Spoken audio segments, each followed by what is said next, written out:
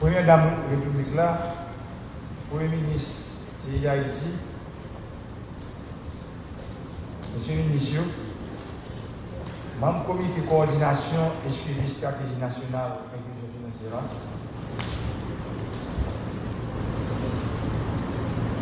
Gouvernement central là.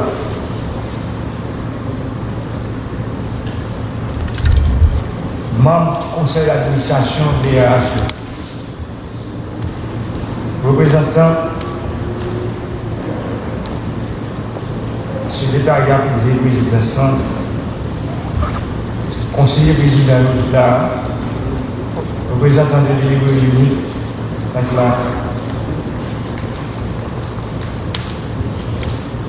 représentant association financière, membre groupe de travail, comité de coordination et de suivi stratégie nationale et inclusion financière.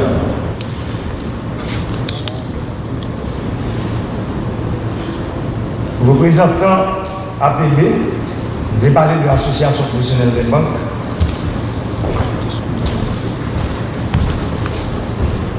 Représentant coopérative, la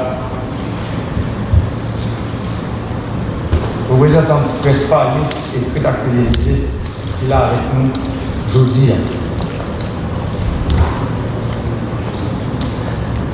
Frères Action Haïtien qui a écouté nous dans 4 coins pays avec la diaspora.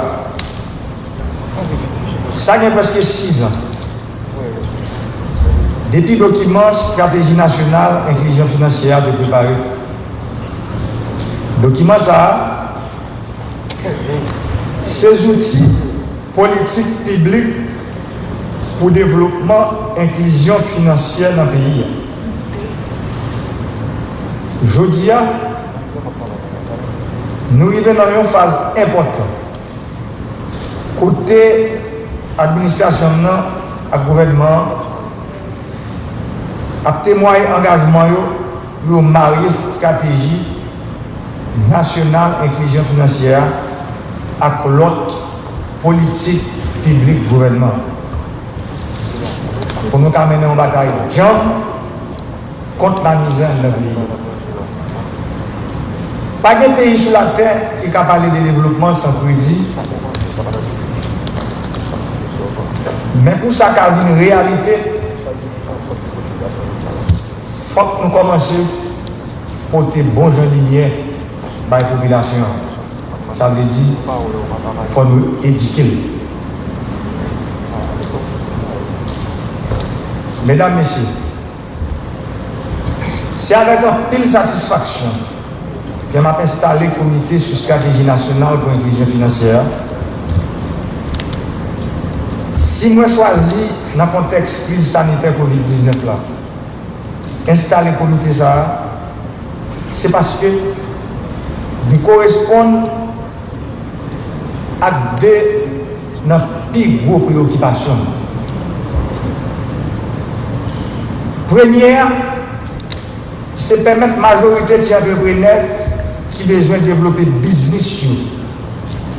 Surtout si là, qui dans le secteur agricole, il y a accès pour rejoindre un service, tant pour crédit et assurance, pour protéger les récoltes. Mais songez, ça il y a 21 ans. L'NT prend une décision pour monter un projet dans le nord-ouest. Le plus gros dilemme des banques qui t'a prêté comme la rien, pas de compagnie d'assurance qui veut assurer le business là en dehors. Jodi à mon président, son seul choix mien. Il faut me faire mon la vie là mon en dehors fait yon. Et j'ai raison ça. Dans la stratégie inclusion financière ça, il est important pour la stratégie ça, il y a une vision sur 27 750 km² pays. La stratégie ça, il est supposé une vision sur 146 communes qui sont dans le pays et sur 572 sections communales. Ce n'est pas une inclusion financière qui va arrêter n'importe quoi. Ce n'est pas une inclusion financière qui va arrêter dans un gros bureau, dans l'institution privée et publique, n'importe quoi. Mais sans inclusion financière qui va le marcher dans tout le pays. Deuxième préoccupation, c'est de j'arrête à toute politique publique qui est capable de combattre le chômage, croître l'insécurité alimentaire, soutenir la création de richesse et stabilité financière à croissance économique en un pays. Mesdames, Messieurs, bail financement à une entreprise rurale, bail financement à le secteur agricole là, c'est un moyen qui est plus durable pour nous réduire la misère en un pays. Parce que l'activité agricole a augmenté et puis les business a créé pendant ça qui était là déjà a renforcé et a développé. Comme ça, plus l'argent va circuler dans tout coin dans le pays.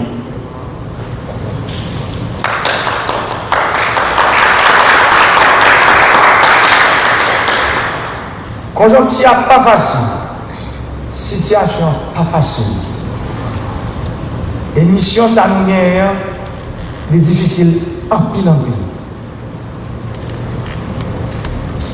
Mais compétences nous, expertise nous, intérêt nous montrer pour aider le pays à avancer, façon de travail, détermination nous, et puis souci nous pour yon faciliter le travail l'autre, témoigner en faveur. Et c'est ça qui aide le succès du travail. Nation compte sur nous, sur compétence nous, sur leadership et patriotisme. Nation compte sur volonté nous pour aider à retirer le pays dans l'impasse économique qui bloque la donne depuis plus passé 30 années. Membre comité, j'aurais aimé le Premier ministre à l'écoute des recommandations du gouvernement, institutions financières, attendre résultats, réflexion, analyse et études. Travail pour l'inclusion financière en Haïti, demande temps, énergie et patience. L'inclusion financière, c'est là sous deux principes. Premier principe là, c'est bail accès à services et puis produits financiers qui valables. Deuxième principe là, c'est bien utiliser services à produits ça. C'est pour ça l'essentiel pour nous définir une démarche globale qui peut mener nous dans la qualité de transformation ça pour le pays.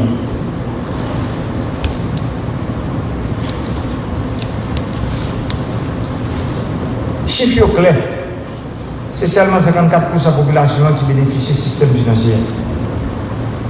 C'est environ 3% de la population seulement. Il y a accès par un garantie à crédit. Donc, songez me dire, pas de pays sous la tête qui a parlé de développement sans crédit. Et gens viennent dans le conseil d'administration BHA sur dit. Création de richesse, c'est un contraint. Si tête la partie qui était wagon, nous comprenons ce que ça veut dire. Tête la privée, pour monter à destination, wagon a pris en place. Côté tête la qui quitté. Ça veut dire que aujourd'hui, nous venons un moment pour une synergie, une force qui crée entre toutes entités, on ne veut pas de pays pour nous comment nous avons traîné comme ça, puis arriver à destination, même là, avec nous. Nous ne pouvons pas parler d'inclusion financière si nous n'avons pas coché. Ça veut dire que nous n'avons pas coché. Moun qui dans les Iwa, moun qui dans Roche à bateau, moun qui était dans le monde, moun n'après les gros orteils, moun nourrit les têtes canal, qui était loin, pas d'accès à service bancaire à bail. Chaque jeune haïtien forme tant pour garçon, quel que soit côté tu dois faire une transaction financière avec un téléphone normal. C'est ça les banques digitales là. D'ailleurs encore, il y a un membre conseil d'administration sur le deal. Il y a des gens qui ont un compte en banque non banque. Il n'y a pas même besoin de côté banque là. Et pourtant, il fait des transactions chaque jour. Sur le computer, sur le téléphone, avec une application qui est banque ça. Je dis, il faut nous prendre côté banque digitale. Pas nous. Il y a plus passé 10 millions de téléphones dans le pays. Je dis, machin de fresco nous, machin de papita nous, machin de pistache nous, machin de bac sirette nous, chauffeur taxi moto nous. Pas d'accès à crédit parce que il n'y a pas d'historique financière. Et puis tout, il n'y a aucun système d'identification qui marche comme ça doit. Ça veut dire qu'il respecte toutes les normes internationales. Et pour ça, c'est pour ça que nous bataille aujourd'hui. Pour chaque haïtien, c'est un. Pour pas bien, il y a un haïtien qui vit dans les affaires d'identification dans le pays. On comme ça, on fait tout le monde mal, mais c'est là qu'on a. Il faut chaque haïtien, c'est un. Et c'est ça qui a facilité banque. Le président APB a dit là, qui a facilité, même si vous avez besoin de crédit, dans tout coin du pays. Il faut avoir une capacité pour identifier les gens. Et chaque monde supposé gagner une vraie identité. Moun ta pour moun nous sommes parler, faut faire taxi, machin de fresco, machin de ak bak siret. Moun sa yo mange l'argent chaque jour. Yo mange l'argent chaque jour, bon Dieu mettez. Yo c'est entrepreneur même genre tout le monde. Et pourtant, yo pas rien compte en banque. Nous sommes dit problème identité. Problème des affaires banque digitale. On prend l'exemple de l'État pays d'Haïti. Nous toujours qu'on aime vraiment ça comme chef de l'État. L'État va plus passer 90 000 chèques chaque mois. Production chèque ça, par exemple, le ministre des Finances là, il réfléchit pour voir combien de cotes ça coûte. Pour produire 90 000 chèques chaque mois. Et une seule façon, le problème ça a résoudre, c'est dans le paiement digital.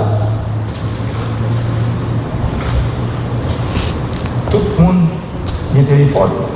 Mais encore pour le paiement digital, il faut un problème d'identification résoudre. Et dans le cas ça, l'État supposé qu'il y ait une propre plateforme numérique qui connecte dans bon source Internet qui permettent de suivre toute transaction financière.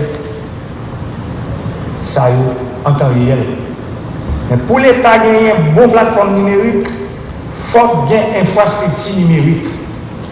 Profiter, occasion ça pour demander au Premier ministre, ministre des Travaux publics, plateforme numérique n'a pas l'air, il y a une possibilité, l'État d'arriver à gagner une bonne plateforme numérique, banque qui arrive à gagner une bonne plateforme numérique, n'a mettez bonne infrastructure numérique dans le pays. Moi, je pense que ça, c'est une bonne nouvelle et l'État bon. Si nous avons un PM, pour nous faire un petit oiseau, pour nous mettre projet ça pour nous faire comment que le pays a doté d'une bonne plateforme, d'une bonne infrastructure numérique, comme ça, l'État ici, toute l'autre institution qui est dans le pays, est capable de gagner une bonne capacité pour jouer une bonne Internet pour le travail. Il y a un objectif commission de la tête. C'est travail pour un délai qui n'est pas trop loin. J'aime parler là. Pour toute transaction financière, de numériser. Je connais que il faut commencer à faire pile effort. Mais parfois, il y a un pile problème. L'Internet tombé. Moi, songez, ça a 2 ou 3 semaines, zone nord fait combien de jours sans DGI pas de faire transaction. Sans DGI pas de fonctionner. Et sans monde pas de faire transaction à la banque à cause des problèmes Internet. Il faut que le problème ça, il faut le résoudre. Pour le résoudre, c'est rôle l'État, c'est rôle autorité pour nous capables de faire un seul avec le secteur privé pour voir comment nous sommes capables de travailler pour le problème ça. Nous avons des mauvais souvenirs dans le venir. Nous ne pouvons pas combattre fraude, évasion fiscale, crime financier, blanchiment d'argent avec efficacité si les transactions financières ne sont pas digitalisées. Ça veut dire l'homme font des transactions financières, il faut qu'il y ait des traces, il faut que tout le monde a voulu regarder, l'aide de ça, institution qui est responsable pour ça. Le CONIPEF, ILCC, etc. Il a fallu regarder pour voir est-ce que les transactions sont correctes. Et parler d'inclusion financière, c'est parler de normalisation du secteur financier. Ça veut dire que pile de charges. Je prends l'exemple. Ça fait changer dans le pays. Ce n'est pas la banque seulement qui a changé l'argent. Combien de transferts nous recevons dans le pays, combien de chaque année? Nous recevons plus passer 3 milliards de dollars de transferts dans le pays chaque année. Mais combien de qui passent dans la banque? Combien de qui fondent dans la nature? Qui est-ce qui a changé l'argent ça? Réponse à la question, ça, je dis, il faut nous joindre. Parce que nous sommes l'État. Les plus passés 1,8 milliard de dollars pour changer le marché informel. Sont tête chargée, ça y est, pour blanchiment, pour mauvaises transactions, fraude avec évasion fiscale à faire. Il faut nous fouiller, j'ai regardé. J'en ai dit l'autre jour, je dis à la cabouillon, c'est le bois. Mais il ne faut pas bouillir dans le bois, ça dit. Dans le bois, côté, on a fait ça qui passe, a changé l'argent. Jean Yovelé. Et puis, sortant de là, crime à financer dans le pays. Toute bagaille illégale à financer, l'État n'a pas un jeu fixé sur lui. Je dis à l'État a construit, c'est réforme qu'a fait dans le pays. Il faut réforme, il faut faire tout côté. Sont réformes qui pour faire sans passe-pour qui, sans force côté, pour tout le monde. Et je pense que le conseil d'administration banque centrale qui c'est régulateur, qui c'est autorité monétaire pays, le gouverneur banque centrale. Je pense qu'on prend note pour que le peuple qui arrive à connaître publiquement, puis l'argent ça va changer, qui est-ce qui a changé, pour qui ça, il ne va pas changer dans le système formel.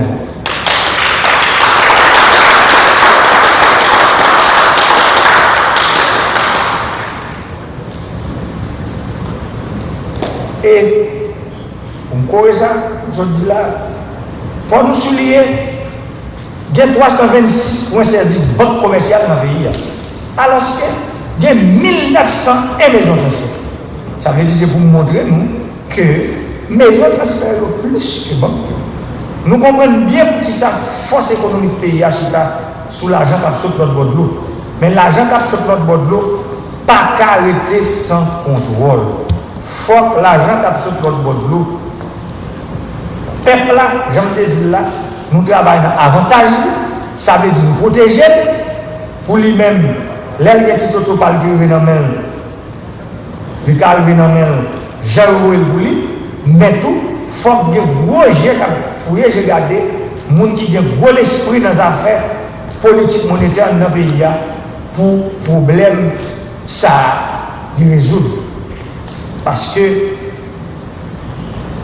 ça fait l'argent, l'aile pas de contrôle, il a fait plus de dégâts.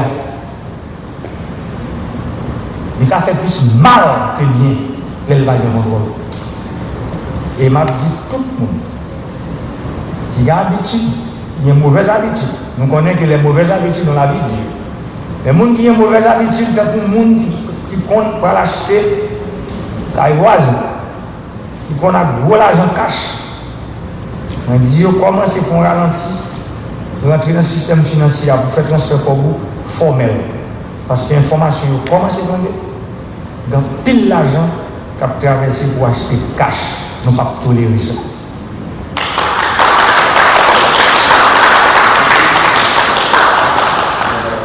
Ça veut dire c'est pour l'autorité, ils jouent le rôle.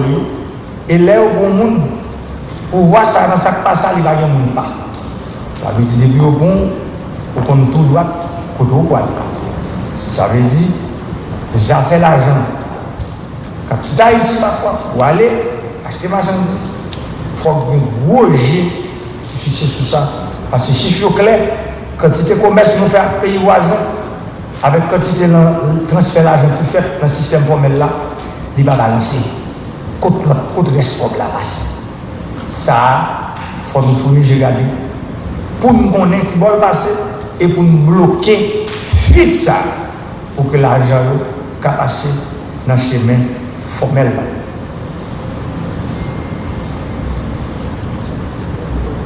Personne n'a plus envie de passer mon pays à une classe entrepreneur tout neuf qui déploie là-dedans. C'est pour ça qu'on a déployé action pour nous-mêmes, membres comité, effort indispensable pour assurer une plus bonne utilisation des ressources financières qui sont disponibles. C'est la meilleure façon de faciliter les jeunes entrepreneurs dans le pays pour avoir accès à des services financiers. Tant que ça déjà, comment c'est fait à crédit pour la femme, à tes plats, papège et la grille. Pour ça, faire crédit, papège, le coronavirus là empêche nous de faire corrompre manger. Je profite de l'occasion ça pour me parler à l'équipe qui est responsable du programme papège là. Pour me dire que les jeunes attendent de dégager ces précoces. Pour commencer, parce que les cohortes là sont cohortes 1000 jeunes entrepreneurs qui sont supposés, qui étaient pour faire dans le moyen. Mais malheureusement, on a arrivé ça, il y a empêché. C'est pour nous, monsieur Dame. Mais tout, ce n'est pas seulement l'aspect financier qui vient comme contrainte pour le développement business. Pour nous capables de franchir toute barrière qui vient pour l'accompagnement et puis gestion entreprise, il faut nous porter bon genre appui technique et institutionnel, tant que éducation financière et protection consommateur. L'important, en pile dans le discours qui sont faits pour parler de ça. Éducation financière, protection consommateur, ça est important en pile. Ça veut dire, ministère du Commerce, ministère de l'Agriculture, ministère de la Santé publique, c'est pour nous commencer à fouiller les genoux bien fort. Sur qui ça, on a consommé dans le pays. Qui qualité au gain, qui côté au sorti, c'est ça la traçabilité pour nous connaître exactement ça, nous a consommé dans le pays. Il y a de qualité, nous là pour nous protéger le peuple là. C'est pour ça que le peuple là, nous travaillons pour nous protéger. Dans ce sens, je voulais féliciter l'initiative du ministère de l'économie et des finances, ministère de l'éducation nationale et de la formation professionnelle et puis Banque République d'Haïti. Je voulais parler de Banque centrale BH. Initiative qui est au point pour lancer demain jeudi 25 juin, Plan national éducation financière. Plan national éducation financière pour aller de nous résoudre une partie d'un problème nous sommes présentés pire. C'est pour ça que moi instruis tout le monde dans le gouvernement pour que plan ça bon support Parce que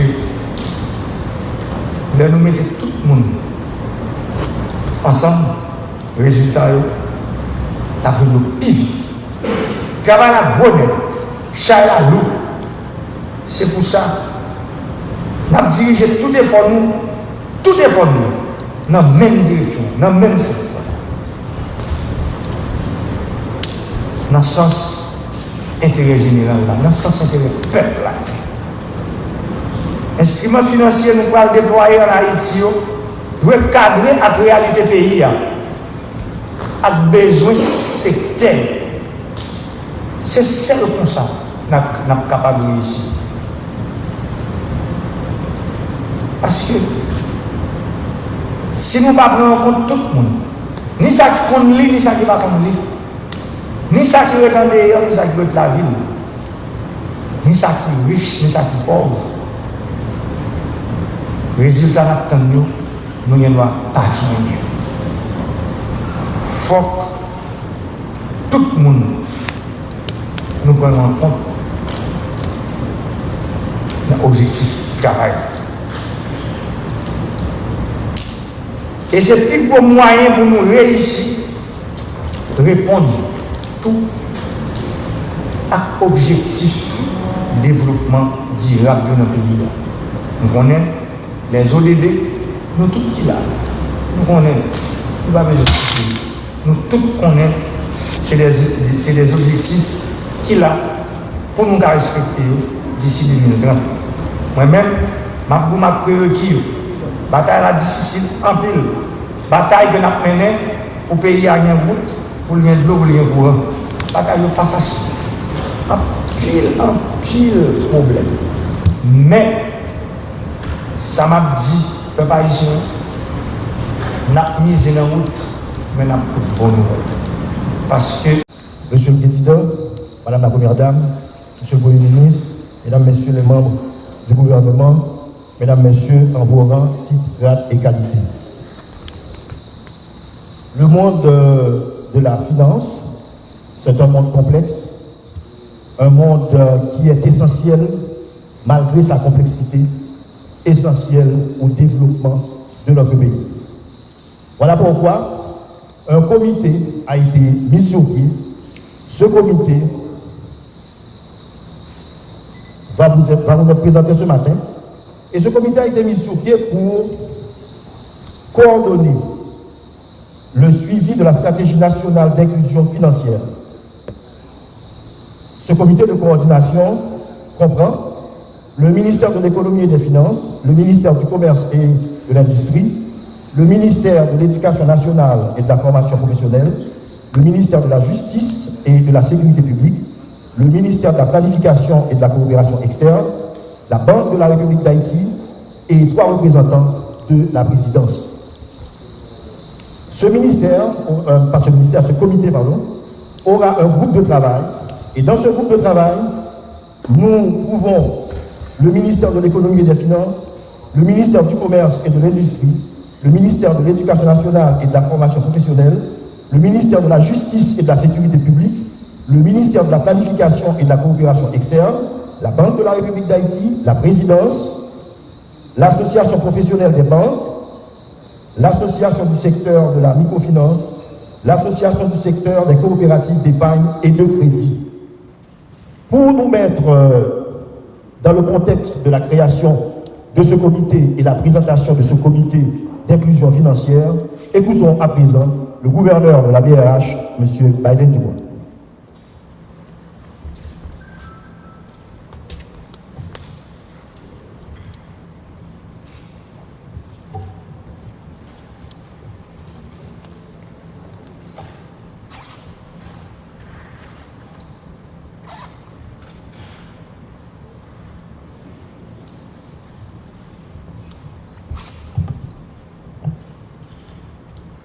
Excellences, Monsieur le Président de la République, Madame la Première Dame, Monsieur le Premier ministre,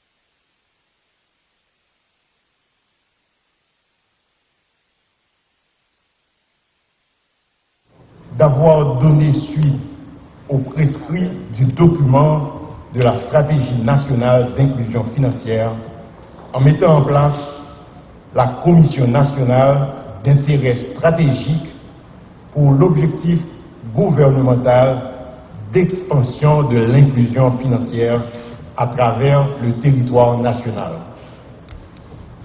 La circonstance qui nous réunit aujourd'hui représente un jalon essentiel dans la longue marche vers l'inclusion financière dans le pays. Il convient de rappeler qu'en l'année 2014, par le fait de rendre public le document de la stratégie nationale d'inclusion financière, l'État haïtien s'engageait à faire de l'inclusion financière une priorité nationale. Depuis lors, aucun effort n'a été ménagé afin de mener ce grand projet sans désempoirer, en collaboration avec des partenaires clés, tant qu'internes qu'externes, et avec une conviction qui nous vaut de nous réunir productivement aujourd'hui. L'option étatique d'inclusion financière généralisée était donc un choix stratégique qui, tout en reflétant l'essence moderniste qui la sous-tendait, exprimait aussi une vision de gestion de l'intérêt collectif conforme aux objectifs du développement durable, ODD, particulièrement le 17e objectif, qui recommande une forte implication d'acteurs pertinents venant de tous les secteurs de la vie nationale dans la définition et la mise en œuvre de toute action de politique publique d'envergure. C'est précisément la démarche qui a été observée, tant pour le déploiement de la stratégie nationale d'inclusion financière que pour la mise en place de la commission présidentielle de prise en charge. Plusieurs secteurs et parties prenantes ont été invités à contribuer à la conception d'une stratégie intégrée et réaliste d'inclusion, ainsi qu'à la constitution d'un organe central de gestion doté de l'expérience et de la compétence nécessaires. Parmi ces secteurs, citons le secteur financier, constitué des banques, des institutions de microfinance, des coopératives d'épargne et de crédit, des sociétés financières de développement.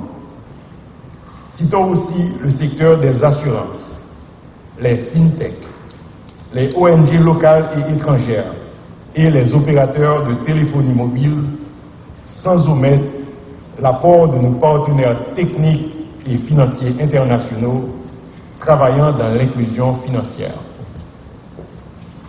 La Commission présidentielle pour l'inclusion financière est donc prête à assumer formellement son importante charge. La mission est connue, le mandat est fixé. Il nous revient de travailler à augmenter de manière substantielle l'accès de la population aux produits et services financiers et à en généraliser l'utilisation au sein de ces diverses composantes. Et ce, pour le bien-être économique et financier de nos compatriotes, dont 46% sont exclus financièrement, selon les résultats publiés en 2018 par Finscope, suite à une enquête menée sur le comportement financier des Haïtiens. Excellences, Monsieur le Président de la République, Madame la Première Dame, Monsieur le Premier ministre, chers invités. La stratégie nationale d'inclusion financière constitue un document de référence qui présente les grandes orientations de politique publique en vue d'une inclusion financière effective et équilibrée en Haïti. Sa vision se traduit par 5 axes stratégiques articulée autour de 6 objectifs bien définis. Cette stratégie nationale se fonde sur un plan d'action qui prévoit les voies et moyens devant améliorer l'accès aux services financiers au bénéfice de 7,6 millions d'adultes haïtiens, c'est-à-dire nos citoyens âgés de 15 ans et plus, qui toujours, selon l'enquête Finscope, ils font présentement l'expérience d'un accès nettement insuffisant. S'agissant de la mise en œuvre, le document de la stratégie nationale d'inclusion financière en confie le leadership à une commission présidentielle pour l'inclusion financière, assistée par des groupes thématiques qui interviendront en fonction des piliers ciblés par la stratégie à différents moments de la durée. Cette feuille de route prévoit que le secrétariat technique sera assuré par la Banque de la République d'Haïti. Mon collègue Edgar Jeudi, membre du conseil d'administration, vous entretiendra de manière plus approfondie sur le sujet.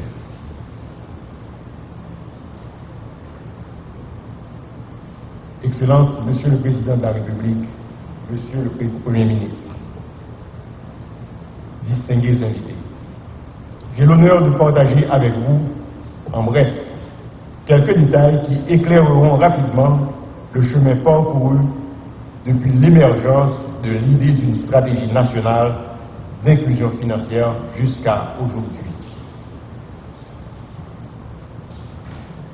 Si nous basons sur informations qui sont dites dans Global Findex, dans l'année 2014, dans la même date de lancement stratégie, pourcentage inclusion financière en Haïti est 27% dans le pays. 27% de population a accès à services financiers dans le pays. Depuis là, il y a un gros changement qui est en fait dans le contexte là. Dans l'année 2018, Haïti a enregistré un gros progrès dans le domaine de ça. Le pourcentage ça a arrivé au niveau de 34% globalement. Et pourtant, malgré le progrès ça, le roi cherche information sur inclusion bancaire qui est différent de inclusion financière. Environ 88% dans le monde qui a l'âge 15 ans à plus pas gagné un compte en banque. Sur un pourcentage de 54%, monde qui est inclus financièrement, il y a environ 42% là-dedans qui, c'est soit dans la société caisse populaire, soit ses clients, institutions, microfinance, je dis. Je dis, vulnérabilité financière dans le pays vient plus malouk. Et il vient encore plus malouk avec la crise Covid-19 là.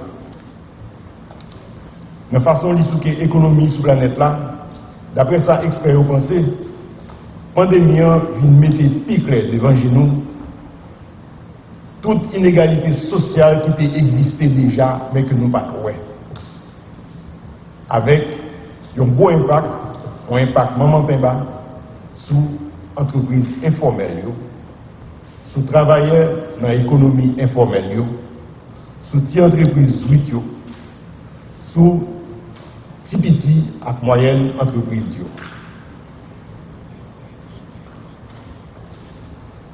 Excellences, Monsieur le Président de la République, Madame la Première Dame, Monsieur le Premier ministre, distingués invités. Dans l'optique d'une plus grande diversification de l'offre financière et de son extension, la Banque centrale a lancé un ensemble de projets, notamment la mise en place de bureaux de crédit, l'expansion du système d'inspection des caisses populaires dans les départements du Sud et du Nord, le projet de modernisation de ces caisses, le programme Pro-Croissance visant la stimulation des secteurs de l'hôtellerie, du logement, de l'agro-industrie. La publication de la circulaire 113 liée au crédit agricole, le projet de la goutte digitale, l'appui à la digitalisation des transactions financières, la mise en marche du processeur national de paiement et j'en passe. Dans le cadre de ces mêmes efforts de stimulation d'une demande plus forte, depuis tantôt une année, le ministère de l'Économie et des Finances, le ministère de l'Éducation nationale et de la formation professionnelle et la BRH travaillent conjointement sur le plan national d'éducation financière avec un double objectif, avec vraiment deux objectifs. Premier objectif là, c'est renforcer les relations de confiance qui existaient entre secteur financier, particuliers, ménages et entreprises. Deuxième objectif là, c'est créer surtout un espace pour que tout le monde indistinctement, qu'a fait économie, qu'a fait épargne, et créer un espace côté que jeunes, écoliers, universitaires, ils apprennent ça veut dire entrepreneuriat et que ils ont développé business comme ça doit.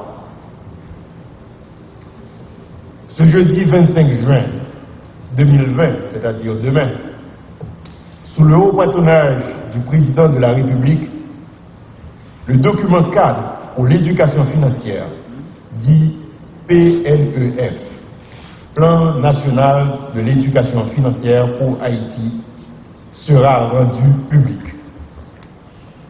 La lutte contre l'exclusion financière s'organise dans la mise en relation d'une multiplicité de parties prenantes aux priorités et intérêts inégaux. Je suis plus que convaincu que les défis de croissance inclusive et de création de richesses que nous nous sommes donnés ne sont pas du domaine de l'impossible. Formons le vœu que la présentation de la Commission présidentielle pour l'inclusion financière facilite la convergence de l'ensemble des efforts qui seront déployés afin de relever le défi de la croissance inclusive dans notre pays. Que Dieu continue de bénir Haïti. Merci. Merci, monsieur le gouverneur. Inclusion financière, m'a dit pour connaître. Et si on n'en connaît, ça veut dire que on apprend, si on apprend, on a éducation. Donc, Jean-Gouverneur Soudine, il doit y avoir un plan d'éducation financière pour nos citoyens et citoyennes. Quel est le rôle du ministère de l'Éducation nationale dans ce plan? C'est le ministre de l'Éducation nationale qui va nous le dire dans son discours de circonstance. Monsieur le ministre.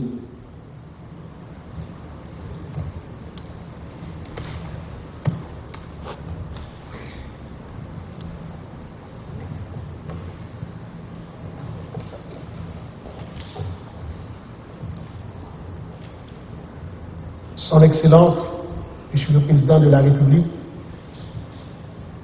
Madame la Première Dame, Son Excellence, Monsieur le Premier ministre, Monsieur le ministre des Finances, de l'Économie, Monsieur le ministre de la Justice et de la Sécurité publique, Monsieur le ministre du Commerce et de l'Industrie, Monsieur le gouverneur de la BRH, honorables directeurs et directrices de banque, Monsieur le Président de l'APB, Mesdames, Messieurs les cadres de la BRH, du ministère de l'Économie et des Finances et du ministère de l'Éducation nationale et de la formation professionnelle, distingués invités, Mesdames et Messieurs, chacun en ses titres, grades et qualités, Mesdames et Messieurs, c'est un grand honneur pour moi ce matin de prendre part à côté du président de la République, de la Première Dame, du Premier ministre et de mes collègues ministres à l'installation de la Commission nationale de la stratégie d'inclusion financière.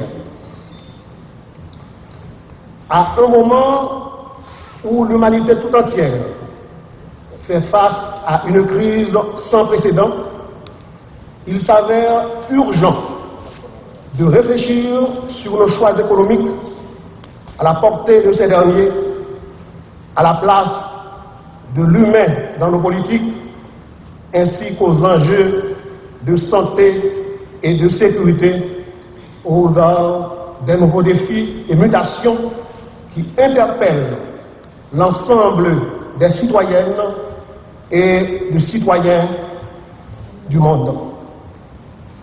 Il est impératif que les jeunes soient sensibilisés aux bouleversements et enjeux caractéristiques de l'ère et qu'ils soient préparés à affronter les défis et l'instabilité qui affectent le devenir de la société dans laquelle ils sont appelés à évoluer. C'est dans cet esprit que des discussions sont menées depuis plusieurs années dans la perspective de promouvoir l'éducation financière des Haïtiens et des Haïtiennes, avec un accent particulier sur les jeunes et les groupes jugés vulnérables de la population. D'importants efforts ont été consentis afin de déterminer les orientations claires à adopter dans la conception et la mise en œuvre d'une stratégie nationale d'inclusion financière et de l'une de ses composantes qui m'est particulièrement chère, celle du plan national d'éducation financière. Les besoins variés de nos compatriotes ainsi que ceux des différentes parties prenantes ont été pris en considération de manière à assurer en pleine cohérence entre les interventions à mener et la réalité du terrain.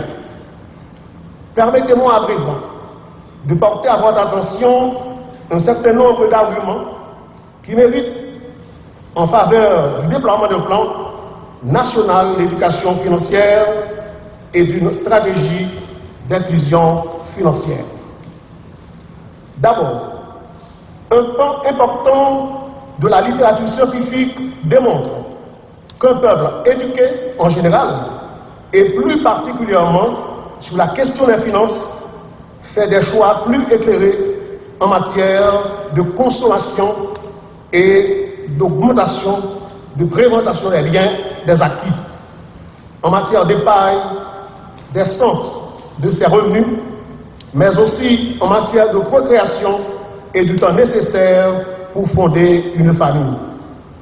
Les résultats des diverses enquêtes sur les ménages au cours des années écoulées révèlent la persistance des défis en la matière au fil du temps.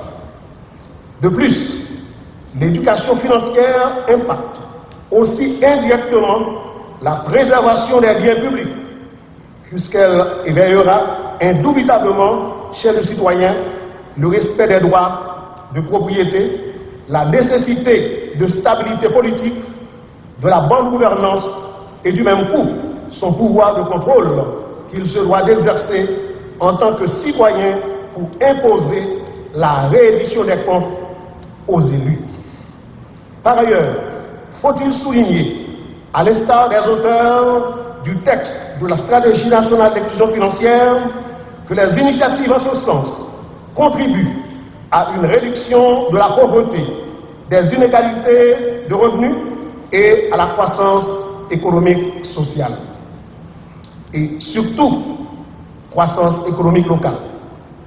Cette démarche des plus hautes autorités de l'État, avec le soutien du président de la République, de promouvoir l'inclusion financière et l'éducation financière des Haïtiens et des Haïtiennes laisse donc présager des lendemains pleins d'espérance qui contrasteront avec la triste période que nous traversons actuellement.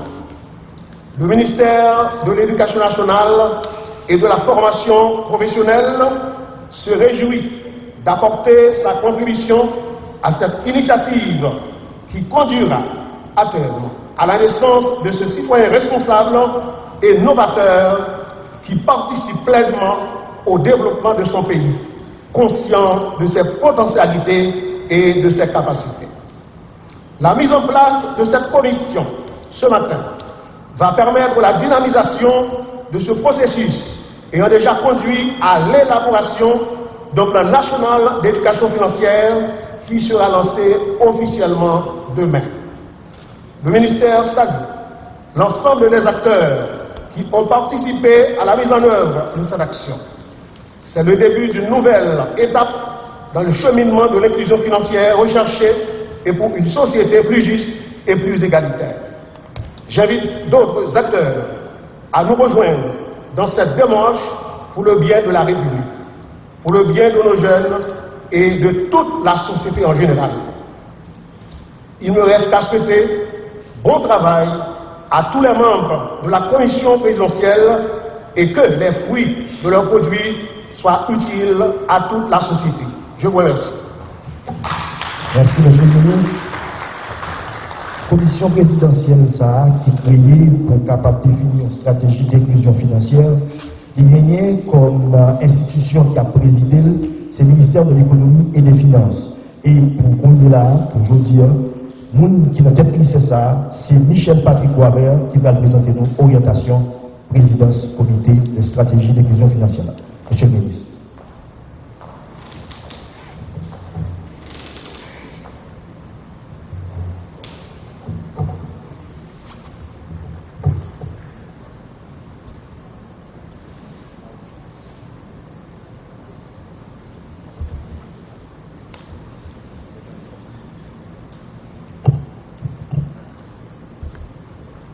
Excellence, Monsieur le Président de la République, Madame la Première Dame de la République, Monsieur le Premier ministre, Monsieur le ministre de l'Éducation nationale et à la formation professionnelle, Monsieur le garde des Sceaux, Monsieur le ministre du Commerce, Monsieur le gouverneur de la Banque centrale, Mesdames, Messieurs les membres du Conseil de la Banque centrale, Mesdames, Messieurs les cadres du ministère de l'Économie et des Finances et de la Banque centrale, Mesdames, Messieurs de la presse parlée, écrite et télévisée, Mesdames, Messieurs, distingués invités.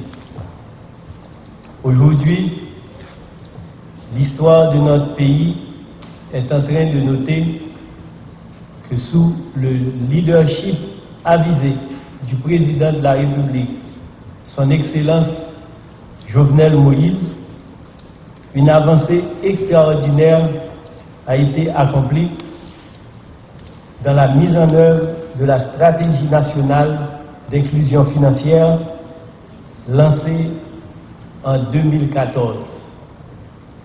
La présentation officielle de cette commission présidentielle destinée à se dévouer à extirper les masses trop longtemps marginalisées des affres de la pauvreté et de l'exclusion socio-économique. Ainsi, en saluant le courage et la volonté irrépressible de tous les secteurs qui se sont engagés dans ce long processus, j'ai le privilège de souligner l'intérêt pour la vie de la nation en général et le secteur économique et financier en particulier que représente la constitution de cette commission. Le déploiement de la stratégie lancée il y a déjà 6 ans franchit un pas fondamental par ce nouvel engagement de l'État haïtien pour concrétiser sa vision d'inclusion de la population entière dans la mouvance économique du pays. Ce chantier, entrepris par l'État haïtien pour l'érection d'une plateforme inclusive, logeant toute la population selon la compréhension et les besoins de chaque individu, vise l'observance du droit de chaque être humain à des connaissances qui permettront de poursuivre les objectifs de développement reconnus indispensables à une vie décente. L'atteinte de ces objectifs doit être soutenue par l'État et les collectivités en fournissant les moyens nécessaires et l'environnement adéquat à l'épanouissement des individus et à l'édification d'une nation forte. Dans ce ordre d'idées, le ministère de l'Économie et des Finances, dans la réalisation de sa mission fondamentale de formuler et de mettre en application la politique économique et financière de l'État, s'adonne, avec l'appui de la Banque de la République d'Haïti, chargée des aspects plutôt matériels de ces politiques, à inclure tous les citoyens dans le fonctionnement des systèmes essentiels à la vie quotidienne et au bien-être recherché pour tous. De 27% d'inclusion en 2014 à 37% en 2020, la progression du nombre d'Haïtiens participant à cet aspect économique et financier du pays est considérée comme lente et insuffisante pour insuffler l'essor requis pour l'émergence d'Haïti. Le déploiement de la stratégie nationale d'inclusion financière, mise en place pour s'assurer de cette prise en compte de la population haïtienne tout entière, prévoit la constitution d'une instance de gouvernance et de coordination du programme pour engager toutes les sphères formelles dans la conduite de cette inclusion financière. Le ministère de l'Économie et des Finances se réjouit de la formation de la Commission présidentielle pour l'inclusion financière, composante essentielle de la structure de gouvernance de la stratégie nationale d'inclusion financière. Par cette instance, l'État s'engage résolument dans l'effort de coordination indispensable à la mise en œuvre efficace de la stratégie. La Commission, en facilitant le renforcement des liens de travail entre les différents acteurs impliqués, fera avancer de manière significative la réalisation des objectifs. La prise en compte des différentes mesures et actions sera rendue plus aisée par la représentation des secteurs et institutions concernées au sein de cette commission présidentielle. Conscient de la nécessité de renforcer les capacités de surveillance et de contrôle pour l'application des lois et règlements, le ministère de l'Économie et des Finances s'est déjà impliqué dans l'élaboration de politiques en appui à cette inclusion. Ainsi, des praticiens dans les domaines budgétaires, fiscal, douanier et économique se tiennent à la disposition de la Commission pour tout appui technique requis. Avec les programmes offerts pour inciter et impulser des activités économiques porteuses, le ministère dispose d'une banque d'expérience qui se prouvera certainement utile à la formulation de curricula et de projets dans le cadre du plan d'éducation qui sera communiqué au grand public dès demain matin. Le ministère dont j'ai présentement la charge travaillera avec les autres entités membres de la Commission pour garantir la cohérence des actions à entreprendre avec les politiques et réglementations en vigueur et défendra, le cas échéant, la nécessité de porter des changements indispensables à l'inclusion réelle de la population, tant urbaine que rurale. Nos compatriotes à l'extérieur ne seront pas oubliés. Leur participation à l'économie nationale, progressivement normalisée, sera certainement améliorée par une compréhension et des informations pertinentes, non seulement sur la méthodologie liée à leur apport, mais aussi sur l'impact de leur contribution. Mesdames, Messieurs, la synergie qui résultera de la composition de la présente commission facilitera une collecte de données, une mise en commun des efforts visant à rendre possible l'extension et la répartition des activités sur tout le territoire avec l'accès de toutes les couches et composantes de la population à la maîtrise des concepts relatifs au monde économique et financier. Les institutions nationales de diverses tendances représentées au sein de cette commission présidentielle permettront d'en étendre la portée en termes de contribution, de transparence et d'équité dans toutes les réflexions et actions qui seront conduites. Ainsi, chaque Haïtien et chaque Haïtienne pourra comprendre la notion de budget, que ce soit celui de sa famille ou à une plus grande échelle celui du pays.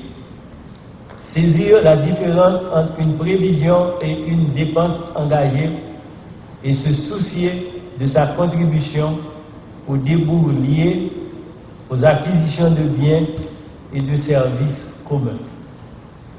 Chacun et chacune seront sensibles aux possibilités offertes par l'épargne et les revenus mis en commun pour la réalisation de projets par le crédit, seront en mesure d'interpréter à son profit les dispositions nombreuses et diverses de garantie et de gestion de risques, comprendront leurs droits à des produits et services adéquats et pourront se consacrer à des activités destinées à satisfaire tant leurs besoins personnels que ceux de la communauté tout entière. Avec l'implémentation de la stratégie d'inclusion, la notion d'autonomie financière ne sera plus un vague rêve, mais un but accessible par le travail et l'utilisation éclairée du fruit des efforts consentis. Cet éclairage guidera également les uns et les autres dans la reddition de comptes et l'accueil, le discernement à exercer dans la réception des rapports et des comptes qui sont rendus à tous les niveaux de la vie de chaque jour. Et de plus, l'exécution de cette stratégie s'évertuera à faire appréhender par chacun et chacune son rôle ainsi que dans l'interaction des différents acteurs d'un seul et même écosystème. Nous allons au plus vite nous mettre à la tâche pour offrir cette opportunité aux Haïtiennes et aux Haïtiens, cette nouvelle locomotive qui devra entraîner le pays, surtout avec la reprise post-Covid-19, dans un nouvel élan de croissance et de création d'emplois. Notre commission, dont chaque membre s'approprie les objectifs, aura joué sa partition lorsque le pourcentage d'inclusion accusera une augmentation, cette fois visible, notable, lorsque la coordination entre les composantes de la vie financière et économique sera palpable, efficace et tous les rouages de la machine fonctionneront dans la cohérence par une communication constructive et toujours à la recherche du progrès. Mesdames, Messieurs, membres de cette commission, à cette tâche noble et délicate, capable de faire renaître dans les cœurs de nos citoyens l'espoir d'une vie meilleure, vous êtes appelés à vous y consacrer sans réserve, avec intelligence et sens de responsabilité dans le sens des intérêts supérieurs de la nation haïtienne. Déjà, tout le soutien du ministère de l'Économie et des Finances vous est entièrement acquis. Et dans cette veine, ce ministère s'engage également à tout faire pour remplir pleinement son rôle afin d'ouvrir à la mission qui vous est dévolue toutes les avenues de la réussite. Vous avez bien pris la mesure des responsabilités. Au nom du ministère de l'Économie et des Finances, je vous invite à vous engager à mettre tout en œuvre afin que la stratégie d'inclusion financière devienne l'un des catalyseurs nationaux de l'amélioration des conditions de vie de nos compatriotes. Nous aurons fait œuvre qui vaille lorsque tous nos citoyens, tous nos jeunes démontreront des réflexes d'épargne, de recherche d'investissement, de recours à des moyens de mitigation des risques lorsqu'ils feront preuve d'automatisme dans l'accomplissement de leurs obligations fiscales et rendront toujours et naturellement compte de leurs revenus et dépenses. À ce moment-là, et seulement à ce moment, nous pourrons dire que notre génération aura bâti une fondation d'inclusion économique et financière solide qui placera concrètement notre pays sur la voie de l'émergence vers le développement. Et à ce stade, Mesdames, Messieurs, il ne me reste qu'à vous formuler mes vœux de plein succès, tout en souhaitant que vous arriverez par vos œuvres à vous hisser à la hauteur des attentes de la population haïtienne. Je vous remercie de votre attention. Merci, Monsieur le ministre. Nous vous rappelons que vous suivez la présentation de la commission présidentielle de la stratégie d'inclusion financière. On a parlé d'inclusion financière depuis un petit moment. C'est quoi l'inclusion financière? Monsieur Edgar Jeudi, membre du conseil d'administration de la BRH, est appelé à nous faire une brève prestation technique de l'inclusion financière. Monsieur Jeudi.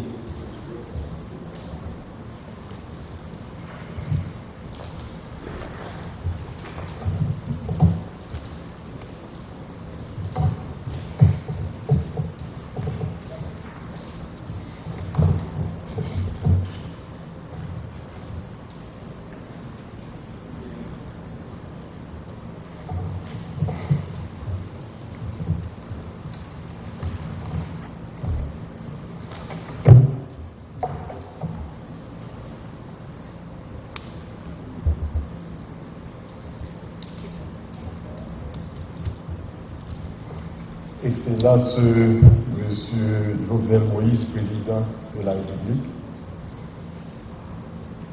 Madame la Première Dame de la République, Monsieur le Premier ministre, Messieurs les ministres, gouverneur de la Banque, Monsieur le gouverneur de la BRH, mes collègues du conseil d'administration, Messieurs les représentants des secteurs intéressés de l'inclusion financière, je parle de l'APB, je parle de la Fédération du Levier, je parle du secteur de la microfinance, Mesdames, Messieurs de la presse, distingués invités. J'ai la lourde responsabilité de vous entretenir sur l'inclusion financière. Parce que c'est le thème qui est à l'ordre du jour et c'est un thème important dans la stratégie du gouvernement et appuyé sans réserve par la Banque de la République d'Haïti. dans cette présentation, il y a plusieurs points que j'aurais aimé développer, Bon, malheureusement, il n'y a qu'un seul écran. Donc, les distingués élus, certains distingués élus ne pourront pas voir. Mais au fait,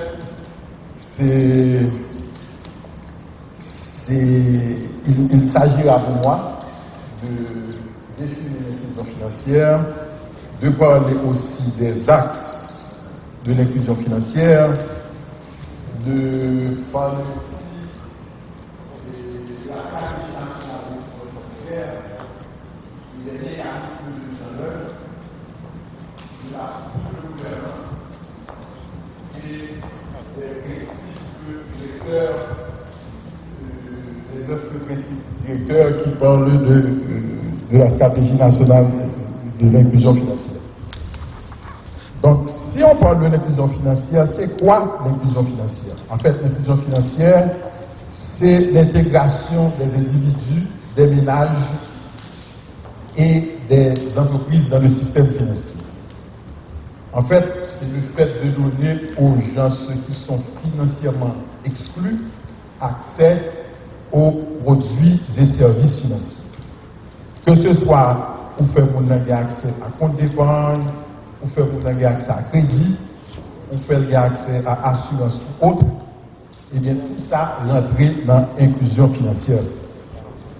Chaque pays définit, mais la BRHI en 2014 est venue avec une définition qui c'est une définition que nous-mêmes nous adoptée et qui résumait en tant que telle la stratégie de l'inclusion financière. Qui ça nous dit? Nous dit que l'inclusion financière, c'est un état de développement du système financier où, par le biais de mécanismes efficients et sécuritaires, un large éventail de produits et services financiers est accessible à tous les particuliers et entreprises en Haïti de manière opportune, abordable et commode. Donc nous comprenons bien que c'est une définition qui complète, qui rassemble pratiquement toute ça qui est inclusion financière. Ça veut dire que il y a des mécanismes qui sont efficients et sécuritaires.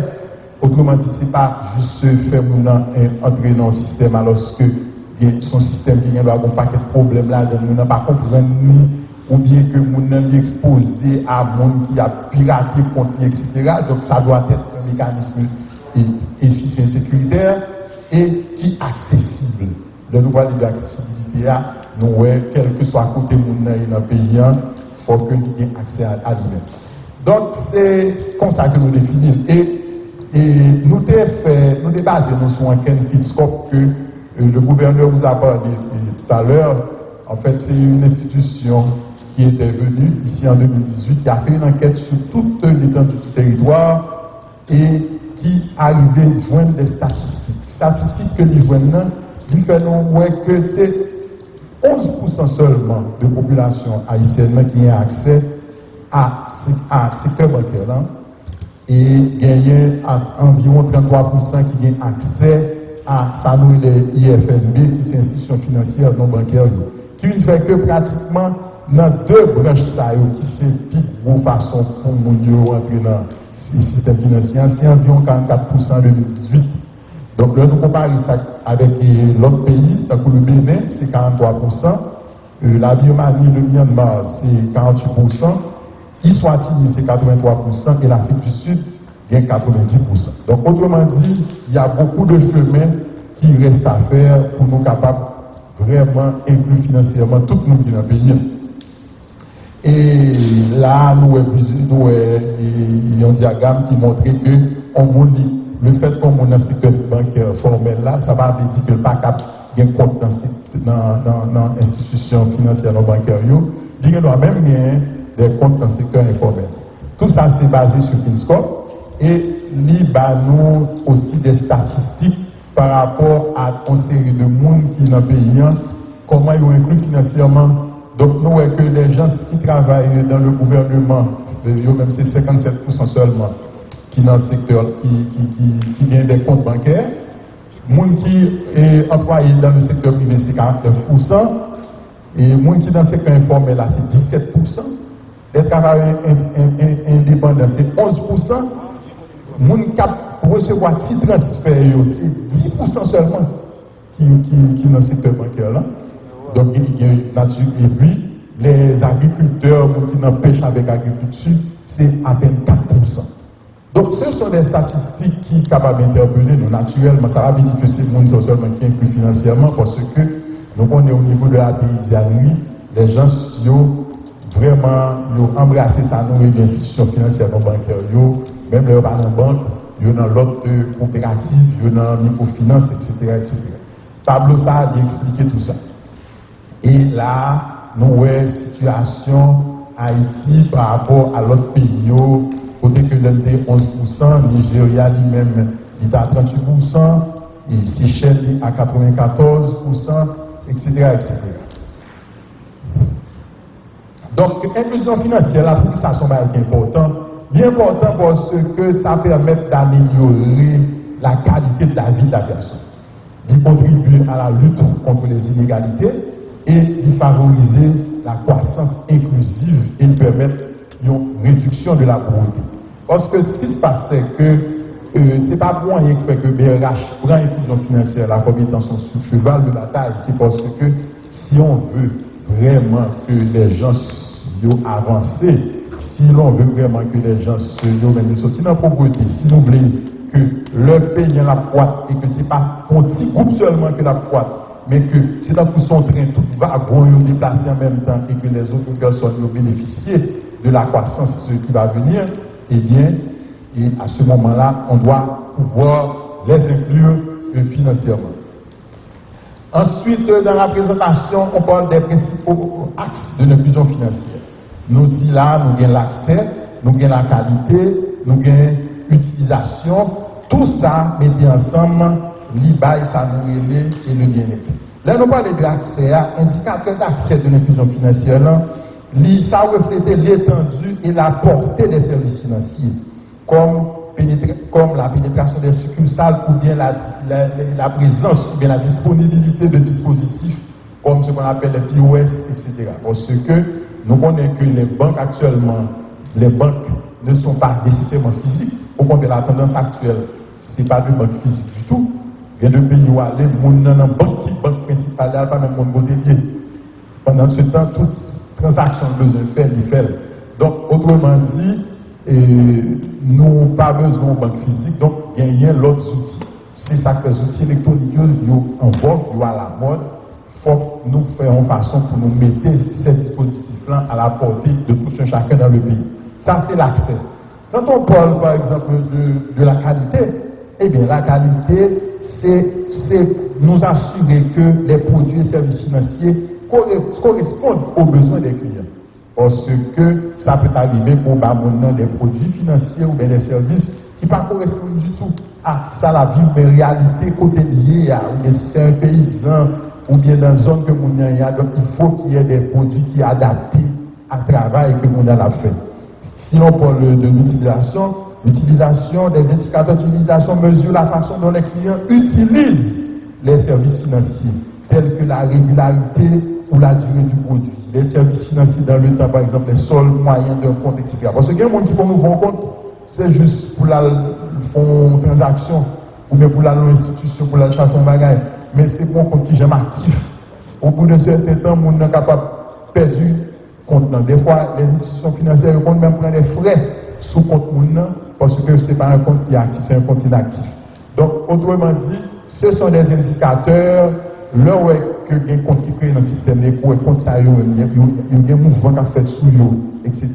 Donc, tout ça fait montre que c'est des indicateurs qui sont capables de faire nous et qui sont capables de contribuer au bien-être des gens. Qui sont capables de contribuer au bien-être des gens qui autrefois étaient exclus du système financier, mais actuellement, qui ne sont pas exclus. Ensuite, quels sont les objectifs de la stratégie nationale d'inclusion financière? Donc, les objectifs sont clairement définis ici. C'est favoriser les stratégies de développement économique. C'est aussi faciliter l'accès aux produits et services financiers. C'est développer des produits et services adaptés aux besoins de la clientèle. C'est promouvoir l'éducation financière. c'est promouvoir l'utilisation des technologies de l'information et de la communication, c'est également favoriser l'émergence d'un cadre formel de protection du consommateur financier. Parce que ça, nous mettons l'an dernier, mais c'est peut-être un élément que nous avons accordé une grande importance à lui-même et dans la stratégie d'inclusion financière, là, c'est la protection du consommateur. Donc, un peu plus loin, nous sommes capables peut-être de parler de ça. Quels sont les piliers de la stratégie nationale d'inclusion financière? Donc, il y a 5 piliers que nous avons définis. Donc, le premier pilier, ce sont les services financiers qui, pour faciliter l'inclusion et la réduction de la pauvreté. Le deuxième pilier, c'est le crédit pour la croissance économique. Le troisième pilier, c'est des services financiers de proximité. Quatrième pilier, c'est éducation et protection des consommateurs. Et le cinquième pilier, c'est le renforcement des institutions et des infrastructures financières. Donc tout ça rentrer dans le cadre et inclus dans le travail que la commission a bien pour le faire. Il faut assurer, il va mettre en place des groupes de travail et groupes de travail pour gagner pour travailler sous les thématiques. Donc les groupes cibles de la stratégie nationale d'inclusion financière, nous voyons là, il y a des jeunes. Les jeunes, c'est très très important parce qu'actuellement, même lorsque vous avez des engagements avec les bailleurs internationaux qui veulent vous aider, il y a besoin qu'on ait qui pourcentage jeunes qui a bénéficié de programmes Mobile Vert. Nous, les femmes aussi, nous, les MPME, c'est les micro, petites et moyennes entreprises. Il y a des pauvres, des gens qui sont dans une situation de pauvreté, des fois d'extrême pauvreté. Il y a des gens qui vivent dans des endroits reculés. Il y a aussi les agriculteurs et les travailleurs migrants et leurs familles. Autrement dit, stratégie qui peut mettre en place, une stratégie qui supposée articuler pour capable atteindre nos aides. Sauf une stratégie d'inclusion financière et que ou pas atteindre un groupe ça, et bien on manque. Il faut faire en sorte que ce sont des groupes très importants, les femmes, les jeunes, les pauvres, etc. Ce sont des gens ceux ou pas qu'à quitter, ou pas qu'à faire développement et puis pour quitter mon sayo. Ensuite, quand on parle des mécanismes, des acteurs qui prennent et rentrer dans la mise en œuvre stratégie ça, là nous regardons là, nous voyons qu'il y a si nous regardons l'institution, nous voyons le ministère des Finances, le ministère Intérieur, le ministère du Commerce, le ministère de la Justice. Donc ce n'est pas pour rien qui fait qu'ils sont là avec nous. Il y a le secteur de la microfinance, il y a aussi le secteur des assurances, il y a l'ONI, donc c'est autant, il y a la BRH, il y a la PB, il y a l'Office national du cadastre qui est là. Donc c'est autant de secteurs qui sont importants que nous avons supposé et que nous avons sur. La structure de gouvernance de cette stratégie, là, il y a la commission présidentielle, il y aura des groupes de thématiques de travail et il y aura le secrétariat technique qui sera assuré par la BRH. Ensuite, dans la structure de gouvernance, il y a les attributions de la structure de gouvernance sont également énumérées ici. Ensuite, les tâches des groupes thématiques de travail, nous gagnons la protection des consommateurs, l'éducation financière, etc. Il y a des groupes qui seront créés qui sont capables et fait que nous atteignons l'objectif. Ensuite, le dernier point que je voulais souligner avec vous, ce sont les principes directeurs de l'inclusion financière. On ne peut pas faire de l'inclusion. Il y a une philosophie qui chita derrière l'inclusion financière. Donc, je crois que c'est peut-être en 2014, les pays du G20 se sont réunis et ils ont dit que faut qu'ils l'inclusion financière là en priorité. Ils ont même pris des experts qui travaillent sur lui et qui définissent les principes que nous avons là. Ce sont des principes importants et que tout pays obligé servent à principe ça lors de faire inclusion financière. Il y a le leadership, c'est-à-dire qu'on ne peut pas faire inclusion financière sans que l'État va la donne. c'est l'État qui fait leadership, qui peut assurer le leadership là. Il y a la diversité. Autrement dit, si on fait inclusion financière, on ne peut pas faire avec des monopoles, ça veut dire qu'il faut qu'on atomicité dans le monde qui a des services financiers. L'innovation, c'est ça qui fait que actuellement les services financiers, les fintech sont très à la mode parce que ils viennent avec des outils innovants qui permettent que dans quel que soit côté il y a accès aux services financiers, la protection du consommateur, la coopération entre les différents secteurs, la connaissance, le principe de proportionnalité et également le cadre légal qui doit être défini. Donc ce sont ces points-là qui sont ces feuilles de route commission présidentielle et qui après travaillé sous inclusion financière. La commission présidentielle, comme je le dis, ne sera pas seule. La gagnée en pile l'autre secteur qui avait, et particulièrement la BRH qui va assurer le secrétariat technique. Donc, autant vous dire que c'est quelque chose qui est important pour payer déraper, même stakeholders ou même les partis politiques, les leaders politiques, ou pas dire que on pourra rentrer dans la politique, ou pourra le offre politique sans qu'on pas intégrer, sans qu'on pas un volet éducation financière, pas un volet inclusion financière là-dedans. Donc, c'est ainsi que nous pensons que ça est capable de contribuer à la mise en place de ce qu'on appelle l'écosystème financier, et c'est seul écosystème financier ça qui est capable de faire que vraiment que stratégie de développement économique paysan arrive à bon port. Merci beaucoup.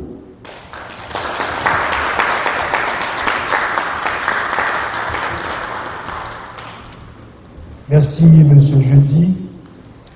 Le président créé la commission présidentielle, il manifeste que l'entête il veut créer des conditions pour capable améliorer la vie monde, mais surtout mettre les jalons pour un développement durable de la République d'Haïti. Le président de la République, c'est Jovenel Moïse, dans son discours de circonstance.